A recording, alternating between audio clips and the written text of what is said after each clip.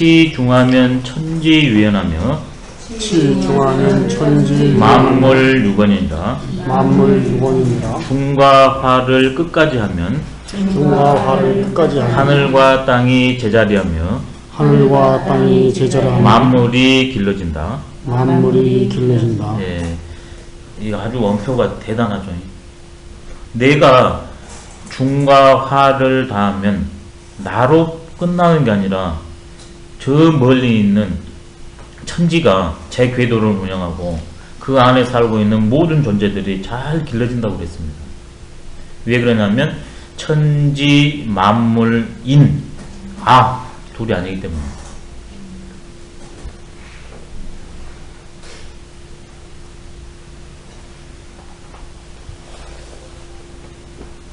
이게 도선사에도 가보냐 그러면 이 정신이 그대로 있는 게 그게 그 승조 스님의 조론회에 있는 말이랍니다. 천지 동군하고 만물 일체라. 하늘과 땅은 뿌리가 같고 만물은 나와 한 몸땡이다. 이게 승조 스님의 조론이거든요. 근데 이것은 어디서 연원을 하냐? 장자에서 연원을 해요. 천지는 여와 병생하고 만물은 여와 위일이다.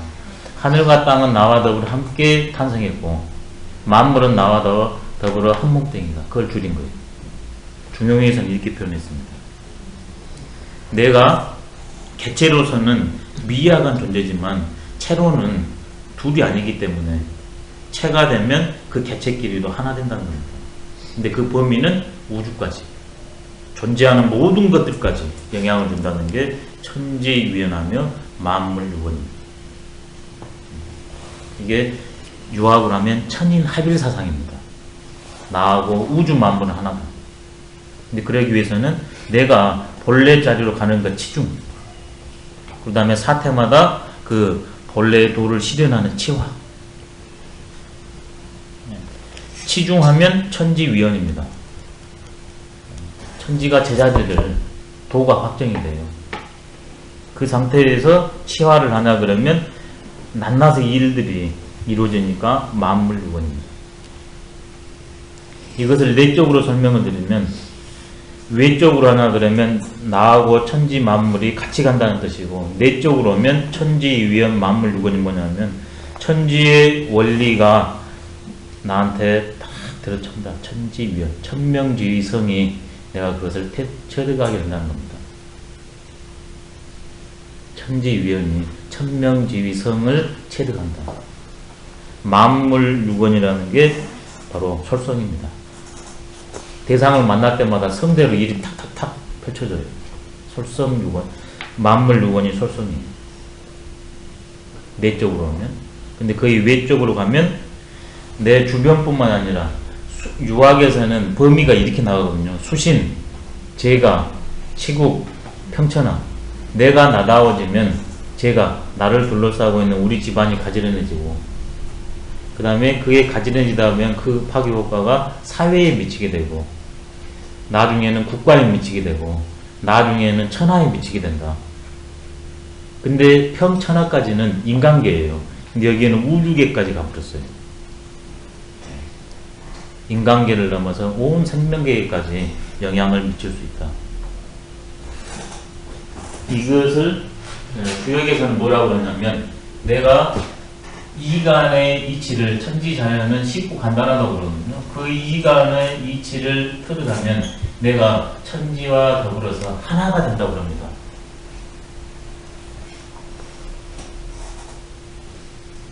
중용에서는 이것을 이렇게 말했습니다. 참 천지란 하늘과 땅과 셋이 된다. 첫 번째. 두 번째는 하늘과 땅과 하나가 된다. 두 가지 뜻이 있습니다. 천지인이 된다. 그 다음에 하늘과 땅과 더불어서 생명의 작용을 자유자재로 부린다. 이게 참천지예요. 그래서 이걸 더 넘어가냐면 참찬화유구라 그래가지고 하늘과 땅이 만물을 낳고 기르고 생장수장하게 하는데, 천지의 원리를 체득한 사람은 바로 하늘이 하는 것처럼 그렇게 모든 일을 생장수장을 잘 돕는다. 참찬화유까지 간대요. 이 중용이 스케일이 그래서 큽니다. 인간의 학문은 대부분 인간 부류의 학문인데 중용은 인간과 우주를 잡아버려요. 성불교가 맨날 이거예요. 그래서 성불교는 중국 불교라는 겁니다. 근데 그 중국 불교 중에서 바로 천인의 문제예요.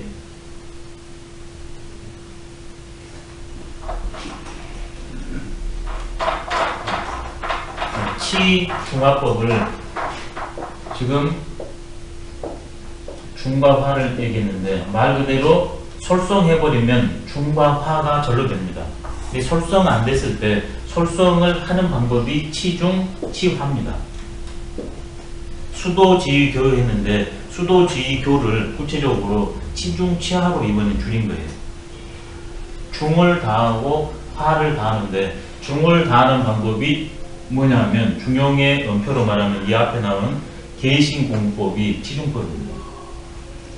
그 다음에 치화법이 뭐냐면 신도법입니다. 혼자 신기도야 했을 때 그걸 줄인 겁니다.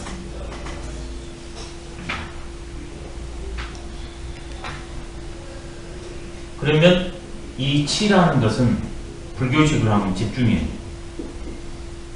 오로지 그것만 하는 겁니다. 그러면 오로지 그것만 하게 되면 이제 본래 상태로 돌아간다는 거죠. 그래서 이게 지라면 그 다음에는 자연히 정하게 되겠죠. 정하게 되면 이게 마지막 단계로 적이 갑니다. 치중 방법은 지예요. 지. 하나에 내가 탁 그치게 되냐 그러면 그것이 안정화되게 됩니다. 흔들리지 않고. 그것이 계속 하다 보면 물이 가라앉아가지고 허여해져요. 그게 적상태예요. 이게 바로 치중된 상태예요. 치중하기 시작하는 게 지고 그 과정이 정이고 그게 끝나는 게 적입니다. 적이 제일 그렇죠. 제일. 물론 지관경순회, 정예삼순회 그 다음에 적적성상했을 때 똑같은 반열에 놔도 됩니다. 근데 이렇게 단기적으로 놔도 돼요. 근데 그 각 종파에서는 최고의 방법론으로 놨기 때문에 이게 전부 쌤쌤입니다. 하지만 차등으로 놔도 돼요. 저는 차등법을 썼습니다. 이건 제 개인 생각입니다. 그러면 상대적으로 이 방법이 있어야 되잖아요. 이건 체를 위주로 한 거고 용을 위주로 한 거니까 이걸 뭐냐면 관이에요. 관찰을 해야 됩니다. 신도. 그러냐 그러면 있는 그대로 알아채게 되잖아요. 이게 해예요. 해는 대상 속에서 일어납니다. 이 지가 체를 파하겠다면 이 체를 가지고 대상을 인식해서 실천하는 게 해거든요. 관을 하다 보면 해가 생겨요. 그러다 보면 매사에 이제 불교식으로 이걸 써드릴게요. 일단 이게 깨어있어요. 그래서 탁탁탁 운용이 가죠. 그래서 관을 통해서 해를 통해서 성으로 갑니다. 근데 이걸 유학식으로 쓰면 이렇게 돼요. 유학에도 이게 없지가 않아요. 유학에서 뭐라 했냐면 대학에 지지 이후에 능정하며 정 이후에 능정하며 정 이후에 능하며 안 이후에 능려하며 여 이후에 능득이란 말이 있거든요. 거기서 지정이 나옵니다. 지정. 하나에 집중하면 안정이 되고 그렇게 되면 내가 생각을 해서 터득할 수 있다. 근데 이것은 지금 마음의 체의 문제에 가는 방법이기 때문에 이것은 주역에서 말한 것을 여기다가 썼습니다. 주역에서 뭐라 했냐면 역은 무사야하며 무야하야 적연불동이라가 다음에 소통천하지고 하나입니다. 역이라는 것은 생각도 없고 어거지로 함도 없다가 없이 적연 텅 비어서 부동이라가 움직이지 않다가 고요해서 움직이지 않다가 감히 수통 천하지고 하나입니다. 대상이 오면 천하의 이치에 현상에 탁탁 통해 응이나 그 말이거든요. 이게 지를 통하면 흔들리지 않기 때문에 고정돼요. 안정됩니다. 그러다가 본체의 상태로 돌아가요. 텅 빈 상태입니다. 그럼 적에서 그 다음 단계 해로 갈 때요. 네. 이게 관으로 갈 때 그게 자동적으로 가지나요? 아니면은 다른 어떤 걸로 인해서 두 개로 가나요? 해요. 다르게. 예. 채법을 했을 때는 그냥 가요. 근데 용법을 했을 때는 사색을 해야 돼요. 달라요. 공법은. 이건 그냥 가는 거예요. 여기는 내가 노력을 해야 돼요. 문제를 하나 넣고서 이런 식으로 이렇게 쪼개야 돼요. 여기 용법에서는. 근데 채는 그러면 못 가요. 그런 것이 있나면 채가 아닙니다. 아니, 그러니까 그 적상태가 되면은 예. 거기에서 그 관을 하게 돼, 그 적상태에서 관을 할 수 있지 않나요? 안 되나요? 그게 성이에요, 성. 여기서는 그걸 하는 게 아니라 이 상태에 있다가 이 상태가 늘 깨어 있어요, 동시에. 이게 관할 필요가 없어요. 깨어 있는 것, 고요한 것과 깨어 있는 게 동시에. 그래서 대상이 오면 그냥 관통해버려요. 관찰하는 게 아니에요. 그러니까 그렇게 되면은 해가 생기느냐는 얘기죠. 생기죠, 당연히. 그러니까는 예. 그렇게 해서 해가 생긴다 하면 예. 그 이후에 그 관하고 해하고 성할 수 있는 예. 그런 방법이 안 돼도 그렇게 가질 수 있는 게 아니냐는 얘기죠. 근데 이것은 본래적 작용으로 인하는 것이고, 여기에서는 본래적 작용으로 가기 위한 인정 노력이에요. 이게 이렇게 되면 이건 그냥 일어나 버려요. 이렇게. 아니, 그러니까는 그 예. 아까 해라는 게 나왔잖아요. 아, 해 여기서 가는 이렇게. 해, 관을 해서 해가 나오고 그 단계로 가는데 예. 거기에 이 마지막에 있는 이 성이라는 게 예. 이 적 상태에서 갈 수도 있고 관 상태에서 갈 수 있는 그런 것인지 예. 아니면 다른 방법으로 해서 가야 되는 것인지. 아, 이게 네. 순서로 하냐 그러면 일단 이 계열로 했을 때는 이렇게 가는 게 좋아요. 이렇게 가는 게 제일 수월합니다. 이런 루트를 따라서. 근데 채용이라는 것은 왔다 갔다 하잖아요. 그러니까 여기를 통해서 이렇게 갈 수도 있고 여기를 통해서도 이렇게 갈 수도 있어요. 그것은. 근데 제일 쉬운 방법은 이 계열로 가는 게 제일 쉬워요. 그러니까 그 적 상태 된 상태로는 그 해 상태로 바로 넘어가 지느냐. 그것도 바로 되죠. 바로 작용이 있나 이렇게 해작용. 그래서 내가 다시 한번 말씀드릴게요. 원래 불교식으로 하면 이게 다 같아요. 차등이 없어요. 용어만 달리했어요. 근데 제가 이걸 조금 더 세밀하게 해가지고 이렇게 찾아가는 방법론으로 차등을 둔 거거든요. 근데 불교에서는 실제로 다 같아요. 차등이 없어요. 근데 저는 세밀하게 조금 나눈 겁니다. 그러니까 지금 얘기하는 게 그 지금 보면은 왼쪽 게 사마타고 오른쪽 게 윗바사나로 볼 수 그렇게 볼 수 있는데요. 있어요. 네. 그렇게 볼 수 있는데 이 사마타에서 그 적의 상태가 된다 하면 그 윗바사나로 그런 단계 없이도 가질 수 있느냐는 걸 제가 묻고 있는 거거든요. 윗바사는 여기 관해서 일이 바볼 수 있나요? 아니 그 적 상태인 예. 데에서 예. 그 윗바사나의 그런 단계로 넘어갈 수가 있는가? 아, 역시 바로. 이것이 일어나는 거예요? 그러니까 해작용이 일어나는 거죠. 아, 그 당연히 적상 나죠. 아니 그러니까 사마타의 그 적상태일 때 그 윗바사나의 그런 해 작용이 예. 그 이런 과정에 이런 과정을 걸치지 않고서도 그런 과정이 일어나느냐 이걸 묻는 거죠. 그렇죠. 그러니까 이 사마타의 수행론이 존재하고 윗바사나의 수행론이 존재하는 거죠. 근데 아까 말씀드린 것처럼 이 사마타에는 안으로 윗바사나가 들어있어요. 그 다음에 윗바사나에도 그 안에가 이 사마타가 들어있어요. 안 들어있으면 수행이 안 되게 되어 있어요. 근데 강조점이 사마타와 윗바사나로 체와 용으로서 다를 뿐이에요. 끊임없이 흘러가는 것을 본다. 관이잖아요. 계속 흘러가는 걸 보니까 그 흘러가는 거 보는 것은 집중이에요. 그러죠. 흘러가는 거 그냥 봐요. 흘러가는 거. 이게 용이잖아요. 윗바사나 방. 그렇지만 그것을 계속 안 놓치고 봐요. 집중이에요. 그거에 없으면 딸려가 버리거든, 대상이. 그러잖아요. 흘러간 대로 보라고 그랬잖아요. 그러니까 이것은 멈춰야 돼. 이건 흘러가고. 근데 내가 가버리면 어떻게 돼? 이놈하고 같이 이렇게 가버려요. 집중이 안 되면. 반드시 숨어 있어요. 그러면 적 상태에서 해가 터질 수 있잖아요. 아, 당연하죠. 터진 거 아니라 터지죠, 그냥. 터질 수 있는 게 아니라. 적이 꼴이. 예를 들어볼게요. 거울이 깨끗합니다. 적입니다. 대상이 맞습니다. 있는 대로 보여요. 이거 힘입니다. 부작용이 아니에요. 그렇게 되기가 어렵기 때문에 그런 단계를 이용해서 그 그렇죠. 위파사나가 되어 있는 건가요? 그렇죠. 그러면? 예. 근데 이쪽을 강조하냐, 이쪽을 강조하냐에 따라서. 근데 이것을 똑같이 놨는데 저는 세부적으로 이런 식으로 가면 더 좋겠다 해서 이 방법을 하나 설명을 드린 겁니다. 이게 저런 것은 그냥 글에는 모르겠지만 다른 분도 저렇게 표현했을지는 모르겠지만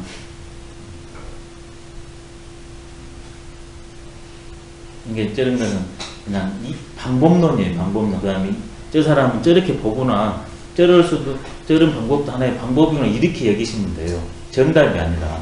근데 나는 이런 관점에 서겠다. 이렇게 하겠다. 네, 이렇게 하시면 됩니다.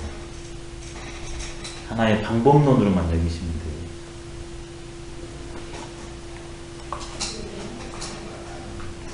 이렇게 되는 것을 주역에서는 뭐라고 그랬냐면 이것을 지를 중상 관계로 했습니다. 그 다음에 이것을 뭘로 했냐면 품지 관계로 했어요. 품지 관계. 심신을 그친다. 그렇게 그치다 보냐 그러면 나도 없고 상대도 없는 무아무인징으로 들어간대요. 이게 저기에 무아무인징. 그렇게 되냐 그러면 무아무인지경이 없는 상태에서 보냐 그러면 무아무인지경은 뭡니까? 눈에 보이는 대상세계거든요. 그러면 대상이 없는 본래의 상태로 가게 된대요. 그래가지고 있는 그대로 대상이 탁탁 보이게 된 겁니다. 이게 바로 감이에요. 이 주역에서는 이것을 적감 이렇게 표현했습니다. 텅 비면 온대로 느끼게 된다. 이 불교에서는 이것을 뭐라고 그러냐면 적광론이라고 그렇게 썼어요. 감을 안 쓰고. 내용은 똑같아요. 적감이나 적광이나. 그 다음에 적성 이렇게 표현했고 적감을 주역의 적감을 이건 분명 주역의 용어를 불교에서 차용한 겁니다. 근데 용어를 바꾼 거예요. 광이나 성으로. 내용은 똑같아요.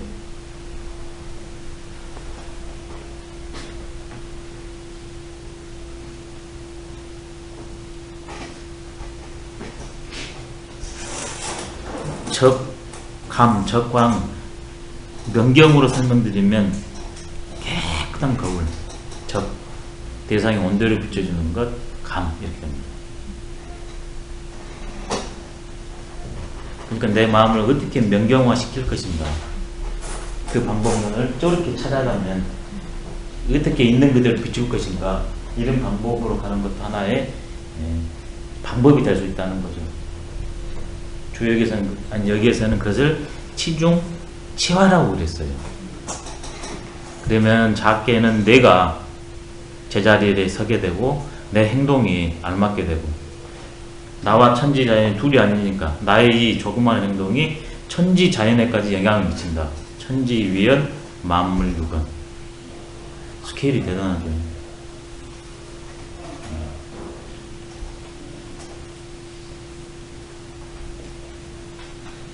실제 현재 이것을 이해를 좀 더 돕기 위해서 말씀을 한번 드려보면 천지유연 만물유건이라고 그 내용을 설명해 볼게요.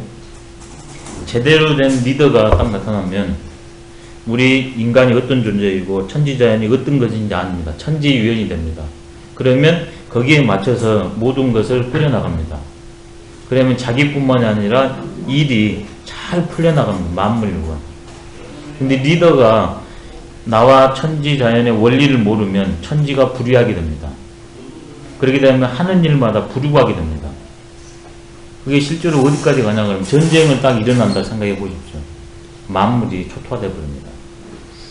지금 우리가 매연이나 이런 걸 많이 하니까 지구 이게 바뀌어 버리잖아요. 천지가 불입니다. 만물이 불육입니다. 이게 그냥 글이 아닙니다. 사실입니다. 근데 훌륭한 리더가 나오면 그 파헤쳐진 그것도 나무를 심고 해가지고 다시 만물유건으로 원전해져 버립니다. 지금 전 세계 정상들이 그 기후를 보존하기 위해서 각종 기후 협약을 맺지 않습니까? 그렇게 되면 지구가 청정해집니다. 천지위원입니다. 근데 어디서부터 시작되는가? 내가 어떤 존재인가? 세상이 뭔가? 치중. 두 번째는 그 실제로 사태마다 적용하는 치화에서 결판이 납니다. 중용도 결국 나부터서 모든 게 시작된다는 겁니다.